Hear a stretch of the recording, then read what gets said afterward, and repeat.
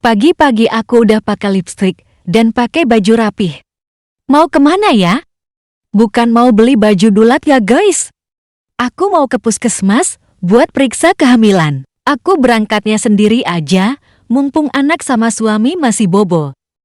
Di kehamilan aku yang sekarang, gak tahu kenapa aku batuk-batuk terus. Lebih dominan batuk daripada mual muntah. Katanya sih bawaan bayi.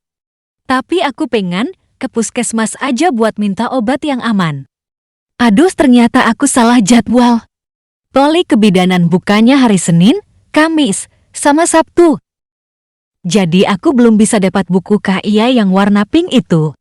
Ya sudahlah, cuma dikasih obat batuk aja. Bismillah, semoga cepat sembuh.